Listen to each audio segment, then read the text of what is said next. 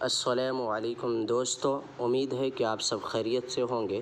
आप हजरात इस वीडियो को बगौर इसमें बहुत सारे बुद्धिजीवी हैं, लेखक हैं, पत्रकार हैं, सामाजिक चिंतक हैं, राजनीतिक चिंतक हैं, वामपंथी चिंतक हैं, जो इस चिंता में घुले जा रहे हैं कि भारत के अंदर मुसलमानों के साथ बहुत ही अन्याय हो रहा है। सांप्रदायिक शक्तियां मुसलमानों को टारगेट कर रही हैं और मुसलमानों को सामाजिक और आर्थिक दृष्टिकोण से कमजोर करने की कोशिश कर रही हैं, उनको अलग थलग करने की कोशिश कर रही हैं, उनके धार्मिक स्वतंत्रता को छीनने की कोशिश कर रही हैं, उनके सामाजिक अधिकारों को छीनने की कोशिश कर रही हैं। ये लोग इस चिंता में घुले जा रहे हैं।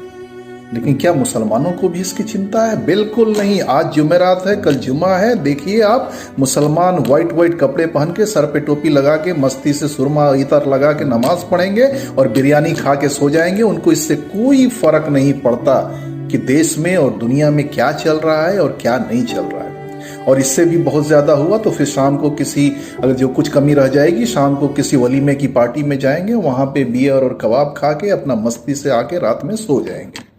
उनको इससे कोई फर्क नहीं पड़ता है। अगर एक हिजाब का मसला है, अगर उनकी बहन बेटियों का हिजाब उतारा जा रहा है, स्कूलों के दरवाजे पे खड़े होकर टीचर और पुलिस वाले उनके बहन बेटियों के हिजाब उतार रहे हैं, तो क्या फर्क पड़ गया? क्या उस हिजाब को उतार देने से मुसलमानों के कबाब और पराठे के स्वाद में किसी तरह की कोई कमी आ गई? नहीं। आप उसका सबसे बड़ा उदाहरण ले लीजिए कि आप दिल्ली का उदाहरण ले लीजिए, जहां सीए एनआरसी के विरोध में इतना प्रदर्शन हुआ। बूढ़ी बूढ़ी औरतें, जवान औरतें, बच्चियां महीनों महीनों वहां मैदान के अंदर, सड़क के अंदर ऊपर बैठी रहीं। किस लिए? ताकि हम मुसलमानों के अधिकारों का हनन नहीं हो पाए। और आज क्या हुआ? उसके जितने अगवा हैं आज जेल में सालों से सड़ रहे हैं। क्या आपने कभी देखा है कि मुसलमानों ने उसके लिए आवाज उठाई हो? क्योंकि ये मुसलमानों का मुद्दा ही नहीं है। मुसलमानों को इससे कोई फर्क नहीं पड़ता, क्योंकि जिनकी आत्मा मर जाती है, जिनका आत्मसम्मान मर जाता है, जिनका जमीर मर जाता है, जिनका बुद्धि और विवेक मर जाता है, उनको इससे कोई फर्क नहीं पड़ता कि उनके साथ क्या हो रहा है। आपने कभी देखा कि ये संगठित होकर ये जो 20 करोड़ गिनतियों पे है, जिनकी गिनती से आरएसएस और भाजपा वाले की नींद उड़ी हुई है, रात को बेचारे सो नहीं पा रहे हैं कि 20 करोड़ हो गए, 20 करोड़ हो गए। अरे ये 20 करोड़ नहीं है, ये जिंदा लाशें हैं जो सिर्फ अपने कब्रों का इंतजार कर रही हैं। इसलिए आप उनकी चिंता मत करें। मैं ये नहीं कह रहा हूं, मैं किसी को गोली बम बारूद चलाने के लिए नहीं कह रहा हूं। मैं सिर्फ ये कह रहा हूं कि जो भारत के संविधान ने जो आपको अधिकार दिए हैं, कम से कम उनके प्रति तो सजग हो जाओ।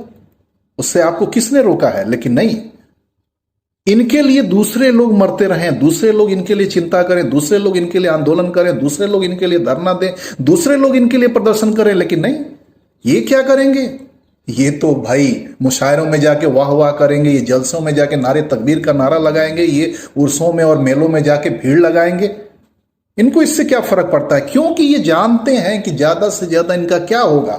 ये अपने घरों से उजड़ जाएंगे, अपने मोहल्लों से उजड़ जाएंगे, अपने शहरों से उजड़ जाएंगे और जाके किसी अनाथ आश्रम में या किसी शरणार्थी शिविर में जाके बैठ के जकात और फितरे का और सदके का और दान का और पुण्य का जो की रोटी आएगी उससे खाएंगे, उनका पेट भरेगा। उनकी तो आदत है, क्योंकि ना तो इनका जमीर है, ना गैरत है, ना स्वाभिमान है। इसलिए मैं अपने सारे बुद्धिजीवी भाइयों से, सामाजिक कार्यकर्ताओं से ये निवेदन करता हूं, करबद्ध निवेदन करता हूं कि आप इनकी चिंता छोड़ दीजिए। इनके लिए किसी भी आंदोलन प्रदर्शन आप मत कीजिए, इनको इनके हाल पे छोड़ दीजिए, क्यों यही एकमात्र रास्ता है।